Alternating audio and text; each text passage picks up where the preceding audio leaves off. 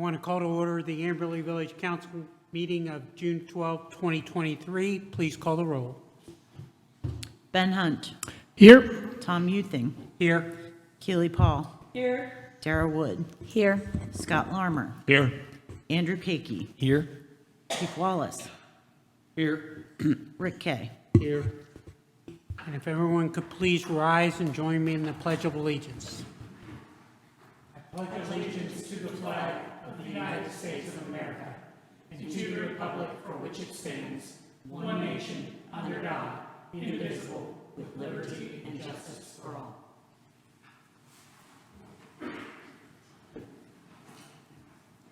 Welcome. First item on the agenda is our minutes from our last meeting of May 8th. Those were circulated in advance. Are there any comments on those minutes? Seeing none, we can consider the minutes approved. Next, we'll have the village manager give the finance report for April.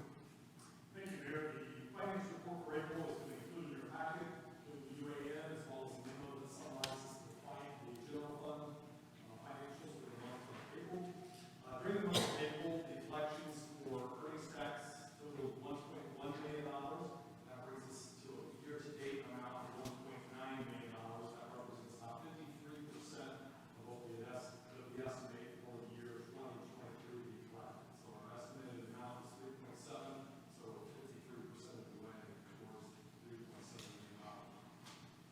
On the other aspects of the general fund for revenue, the total revenue for the month was $1,167,000. So obviously the 1.1 was a significant portion of that. In regards to the non-general fund, non-earnings tax revenue, the village has taken in $2.9 million of the estimate of $6 million, and That represents 47% of the funds for 2023 that have been collected. On the expense side, for the month of April, the village spent $350,000. Our budget for the year is $6.8 million. We have spent year-to-date of $2.1 million, so we've spent about 31% of the budget for 2023. We've ended the month of April with a year-end, an unencumbered general fund balance of $6.1 million. Thank you. And that concludes your report? Okay. Are there any questions for the manager? All right, we'll move on to the next item on the agenda, and that is actually a Finance Committee item. As chair of the Finance Committee, I will present that. Before you this evening is Ordinance 2023-5, which proposes a number of amendments to our appropriations. This normally we have amendments to the appropriations. This is a little bit earlier in the year, but there's some unique circumstances, as I will explain. There's three amended appropriations. One is to provide for $90,000 to cover salaries for 2 part-time QRT officers. QRT is the Quick Response Team, which is part of the Heroin Task Force.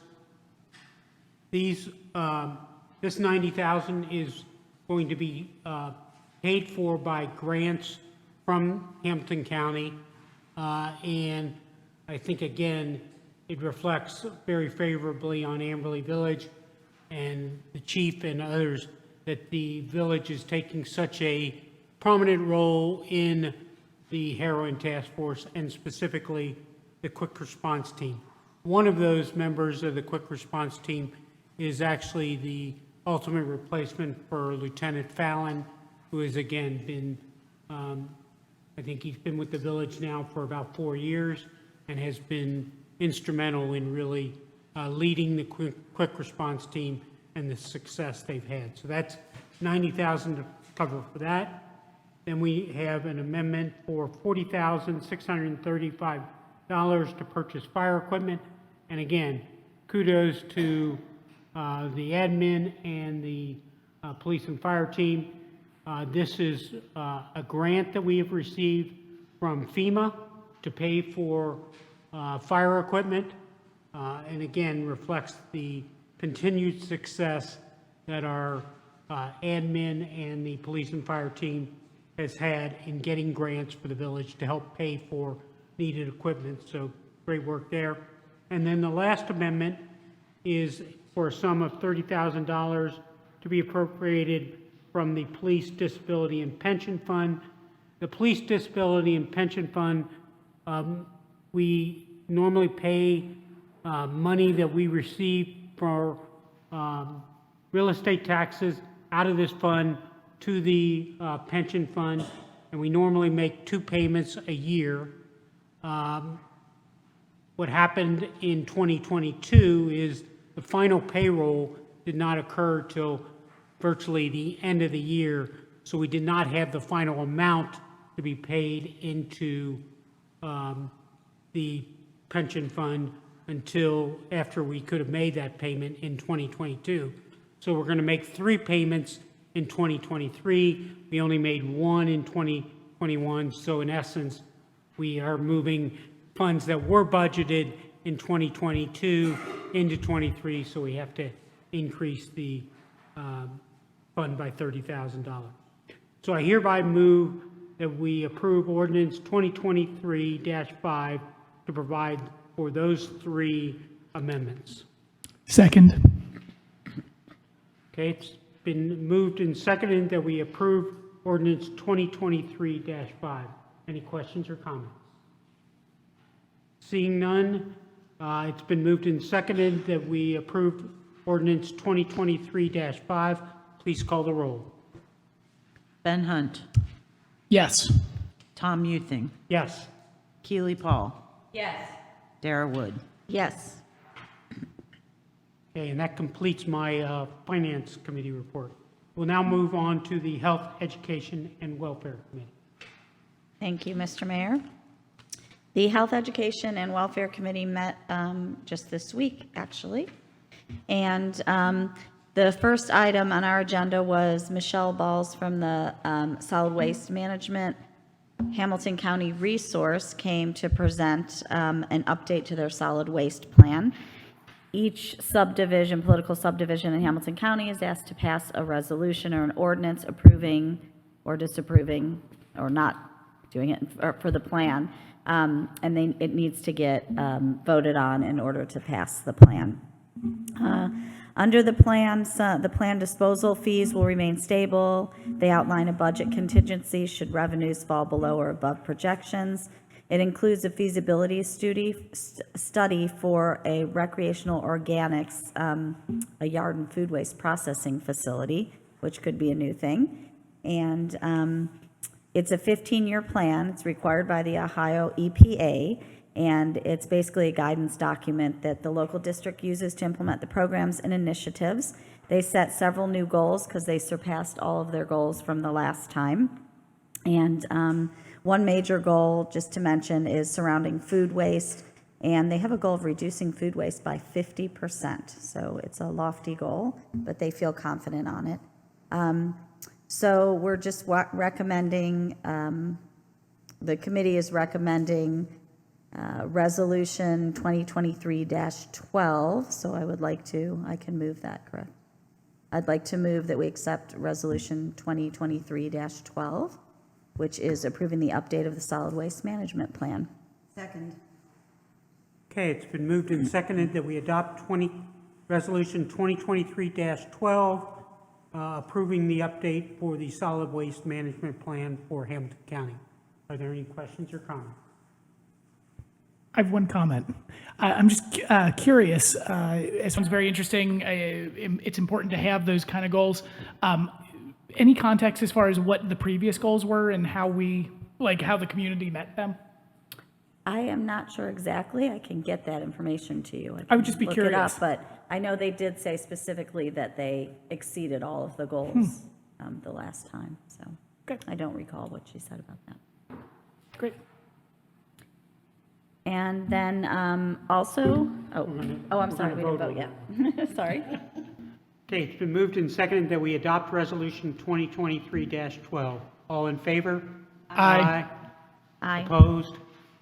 Be noted that that resolution passes unanimously. Okay, now. Yes. The Human Rights Commission also presented at the same HEW meeting, and they have some modifications to the Amberley Village Non-Discrimination Ordinance, which was passed in 2018, in April of that year. They feel the changes will enhance the positive messaging we want to promote, that Amberley Village is a respectful, safe, and good place for people to live, work, and thrive in. When they developed the ordinance in 2018, they, I think, didn't list as many protected classes, and it was really all about households and not about businesses and inns and hotels and things like that.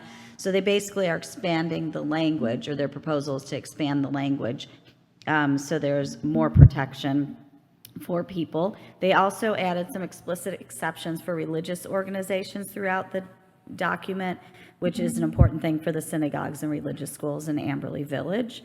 And another thing is they talked a lot about how we would deal with potential consequences and the procedures for infractions. And they got a hold of Gulf Manners ordinance and used that, I'm not going to say necessarily as a model, but used that to see what things were different about ours and theirs, and just felt that it was time to kind of update it. And the changes, because this was a question in the committee, are not really a reaction to anything that has happened. We haven't had incidents that have been reported. It's just more about being proactive and revisiting the language and updating it. So moving forward, we're going to have several HEW committee meetings to discuss and get input. We're inviting our law solicitor to come to the meetings and help us out, because they have not, the Human Rights Commission has not had it looked at from a legal standpoint. But we just want to make sure that we process this properly and get more feedback and get the legal feedback that we need. And after that, a few meetings of that, then potentially we'll see what we're recommending to council, and if there's any additions to it. Are there any questions? I wanted to mention that it was brought up that although the committee is still fairly, or although the commission is still fairly new, they already have some modifications. And I just want to mention that even though we haven't had any complaints or it hasn't been tested, the last 5 years has been a very dramatically changing landscape in the United States. And that's one of the reasons why they're starting to realize that we could already do some updates. Thank you. Okay, and that concludes your report. That concludes my report. Thank you. Okay, we'll now move on to the Compensation and Benefits Committee. Thank you, Mr. Mayor. Before council tonight is Resolution 2023-13. This resolution is to renew the healthcare coverage and benefits for employees as proposed by our consultant, Haran and Associates. This includes a 7.5% premium increase for our employees, which, while it sounds high, is actually lower than what was originally presented by the larger group. And also, for some context, our employees for the last 2 years have not had any healthcare and cost increases. So that being said, while it's not an easy pill to swallow, it is considered probably a necessary pill to swallow at this point. So with that, I'd like to make a motion for council to approve Resolution 2023-13 to provide for employee health insurance renewal effective on August 1st. Second. Okay, it's been moved and seconded that we adopt Resolution 2023-13, which provides for the renewal of health care coverage for our employees. Are there any questions or comments? If not, it has been moved and seconded that we adopt Resolution 2023-13. All in favor? Aye. Opposed? Being noted that that resolution passed unanimously. Thank you, Mr. Mayor. That concludes my report. Okay, we'll now move on to the report from the Planning Commission. And in Councilman Bardak's absence, I will present that. Before you this evening is Ordinance 2023-6, and this will be the first reading with respect to that ordinance. In May 2022, the Law Committee of Council began discussing various changes to the village code, and specifically, ultimately looked at sections of our code that there were inconsistencies, and we are having a hard time really enforcing the code with respect to trailers. So the Law Committee developed in April of 2023 some language, and council passed those recommendations on to the Planning Commission. The Planning Commission met on June 5th of this year and held a public hearing with respect to those proposed changes, and basically said they support the proposed changes, and they have now passed those proposed changes back to council. And the proposed changes will achieve consistency with respect to those trailers, and define the acceptable size of a trailer as a trailer that is 4 foot by 8 foot, but it needs to be stored in the back portion of the property and cannot be on the side or the front of the property. And so this is the first reading of that. We will hold, I would like to move that we hold a public hearing at the next council meeting, which is on July 10th. So we'll hold a public hearing to consider these changes to the ordinance with respect to trailers at that time. So are there any questions with respect to the first reading of this ordinance? Okay. Then we will move on to the manager's report.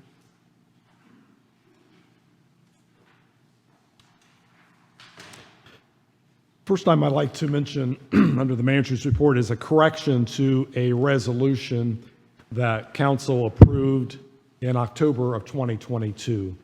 You approved resolution 2022-27, and that was to purchase a dump truck. You were authorizing $186,668 for the purchase of the dump truck. However, the ordinance did not, the resolution did not reflect that entire amount. It only reflected an amount of $88,268,000, which was the truck chassis. So we missed out on including the dump body, the snowplow, the salt spreader, and all the apparatus that go along with that, which is a pretty critical piece of the truck. That has no bearing on why we have not received the dump body yet. We have received the chassis, but we've not received the dump body. But in consulting with Law Director Andy Kakey, he advised it'd be best just to go ahead and pass a new resolution that included the additional apparatus, which includes the dump body, the snow plow, and the salt spreader. So the resolution before you this evening of 2023-14 authorizes the purchase and makes it so that we will not have an auditor's finding when this occurs next year. So I would just ask that council make a motion to that effect. I'll make a motion that we accept Resolution 2023-14. Do I hear a second? Second. Okay, it's been moved and seconded that we adopt Resolution 2023-14, authorizing the village manager to enter into contract to purchase equipment for the new dump truck. Are there any questions or comments? I mean, the only comment that we've been talking about this dump truck, it seems like forever. And just to demonstrate to residents that the dump truck actually does exist, we had a recent meeting of the Streets Committee at the North Site for different purposes, but when we were there, we actually saw the chassis of the dump truck. So it does exist. Thank you.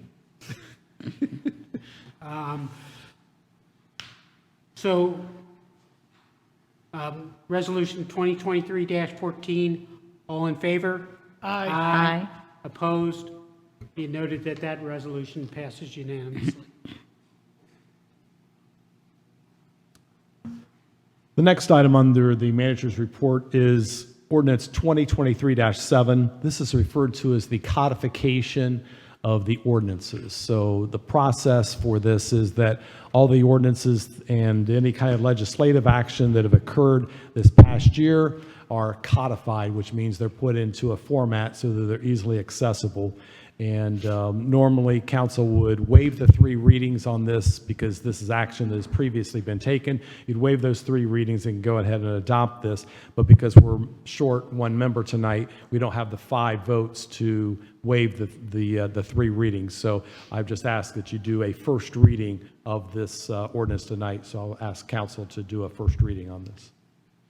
It's the first reading of ordinance 2023-7, adopting and enacting the supplement to the Code of Ordinances for Amberley Village, which codifies all the ordinances and resolutions we've passed since the last passing, as well as changes to the Ohio Revised Code since that time. Any questions on the first reading? Okay, you can move on to your next item. All right, thank you. The last item I had to mention is the manager's report itself. There are 4 items I wanted to highlight from the manager's report. The first one is the Farm Crest Street reconstruction update.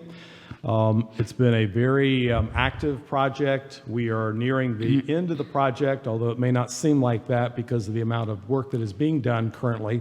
But we have poured curbs. There is blacktop that is down, so there is more of a resemblance of streets being completed. We do anticipate that within the next 6 to 8 weeks, that project will wrap up. I just wanted to point out to council that there has been a change order on the project, and that'll be forthcoming to the council at the July 10th meeting for your approval, and that's estimated to be about $120,000.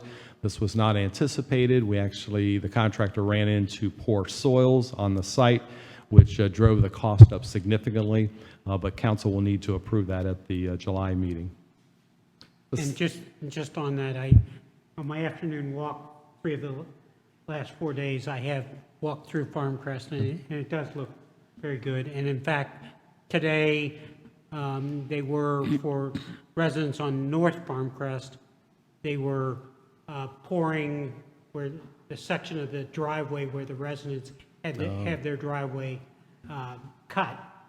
They were pouring new blacktop for those residents that have blacktop driveways. Some of them have pavers and they have to do different with that, and some of them have concrete. But the contractor seemed to be doing a great job in recognizing and working with the residents. So it has been a painstaking project, and I'm sure those residents are delighted that they have the initial blacktop down, because during the period, our dry period, it was very dusty, and that those residents had to withstand. So. Thank you, Mayor. The next item I want to mention is the electric aggregation. In March of this year, council authorized me to sign a contract for residential electric aggregation. This past month, I did sign that contract. We entered into an agreement with Energy Harbor, and it's at a fixed rate for a 24-month period at 7.22 cents per kilowatt hour. That is significantly lower than the 10.17 cents per kilowatt hour that Duke will be charging effective this past week, June 1st. This particular rate is higher than what we've had in the past, but that reflects the market on the energy side. A lot of things have affected that market, and we're subject to that as well. I mentioned that it's a 24-month rate. This is an opt-out program, so residents will have the option of opting out of it if they would prefer to go with another electricity supplier. But from our perspective, this is one of the better rates for our residents. It does begin with the meter reading in August of this year, and will last through August of 2025. You may get questions from residents, and the bottom line is that residents do not need to do anything if they're currently in the program. They will automatically self-renew into this program. So they don't need to do anything unless they want to be out of the program. If they want to opt out of the program, That's the only reason they would need to take any kind of action. Staff has prepared a frequently asked questions that will be posted to our website. We'll certainly field any calls, and we certainly do refer calls to our energy broker as well. But the letters will be going to all residents who are current customers, as well as any new residents that moved in, and any that would be picked up through the query with Energy Harbor when they get the list from Duke Energy. So those letters are being received. They started being received last week, and probably will be received for the next 2 to 3 weeks. So it's going to be staggered over a period of time. But we're anxious to get on with our next energy electric aggregation program. The next item I wanted to mention was the maintenance personnel update. You're aware that Tony Chesney retired last month after serving the village for 34 plus years as the maintenance supervisor. And in his place, Ryan Monahan has been hired. Ryan has been our maintenance foreman for the last 9 years, but has been employed by the village for 25 years on the maintenance side. And then, so Ryan's position was vacated, so that created an opportunity. And one of our maintenance workers, Rob Langdon, has been promoted to the foreman position. Rob has been with the village for 18 years, and Rob is quite skillful. One thing that that all of you are familiar with is the kiosk at Amberley Green. Rob was the architect behind that and the builder as well. So he's quite proud of that, and he did an excellent job with that kiosk. But we're quite pleased that the maintenance department had some promotions within it, and now we are recruiting for 2 maintenance workers who will fill those vacancies that we currently have. And the last time I wanted to mention, I just had a really great training experience last month with our police department. I just wanted to compliment the police department. It was an officer's training as it relates to police stops. So there were various simulated traffic stops that were being exercised. The trainers were actually our own police officers training our other officers and just giving them various scenarios, but it was very reality-based in the sense that there was a cartridge that was used that was, I'll call it paint-filled, but I think it was more of a dye, water-soluble, but it was very visible. So when any exchange of those cartridges was had between a bad guy and a police officer, those were quite visible where they would land. But this was an opportunity where it created a real-life situation for our officers. Obviously, it was non-lethal, but it is one of the most realistic type of situations where you get to experience that type of situation. So certainly the adrenaline gets pumping, the decision-making pressure is there to decide what to do, because there were various scenarios. Some were calm, some were not calm. But it was a great opportunity, and it also gave me the opportunity to see what some of the challenges are that our officers face, certainly in the light of the procedures that they have to follow, just trying to foster empathy for those officers, the decisions that they have to make, just like that, as well as their understanding of police work. So certainly kudos to Chief Wallace for spearheading this training. You authorized the purchase of this, it's called Simunation. You authorized this purchase a few years ago, and I finally got to see it put into practice. So our officers did a great job with the training. So I'm just pleased to be able to be a part of that. And that concludes my report. Are there any questions for the manager? No, we'll move on. And Chief does not have a report. And with respect to the mayor's report, the only item I want to report is that the Environmental Stewardship Committee will meet again on June 26th at 7 o'clock. In the past, we did hold the nature walk at Amberley Green that was hosted by Corey Christopher from the Cincinnati Nature Center. That was very informative, and Corey is a lot of fun to do on the nature walk. And I talked to him about doing it again next year following the planting of our prairie, and he is definitely willing to do that. He is an individual that gets excited about trees and really gets everyone else excited about trees and any kind of nature. I think at one point someone mentioned something about a app that with bird sounds and so forth, and he just about, I mean, he was so excited because he had that app, and he said he walks in the woods, and then after he gets home, he's able to review all the birds that he heard. We are going to look for other opportunities like that to allow more of our residents to hear things like that from people. So, any new business? That app's name is Merlin. The app's name's Merlin.